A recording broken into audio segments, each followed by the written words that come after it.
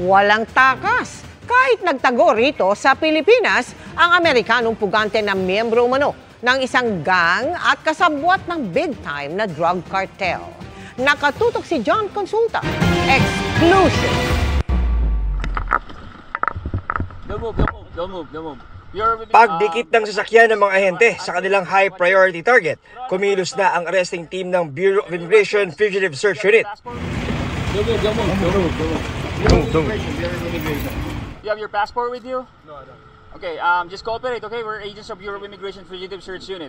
Di na nakapalag ang 50 anyos na US fugitive na nahuli sa Pulangi, Albay, kung saan ito nagtago pagdating niya sa Pilipinas galing Amerika. Agad tayong nagbuo ng tracker team upang siya ay hanapin.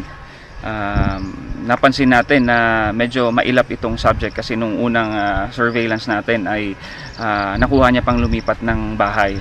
Ayon sa BIFSU, may warrant of arrest sa US ang Amerikanong pugante dahil sa pagkakapasok ng droga sa Amerika kasabwat ang Sinaloa Drug Cartel. Sinasabing siya ay miyembro nitong Devil's Disciples Gang na kung saan siya ay nagdi-distribute ng methamphetamine at heroin sa kanyang area, kung saan ang source niya ay ang Sinaloa Drug Cartel.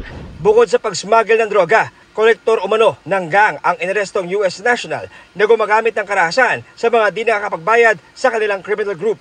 Sa ngayon ay aalamin natin kung may kinasasangkutan siya dito mga local na krimen or may involvement siya sa drug trafficking dito sa atin bago natin siya mapadeport pabalik ng US.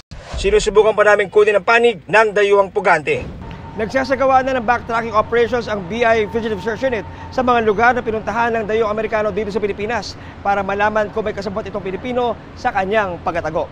Para sa GMA Integrated News, John Consulta, nakatutok 24 oras.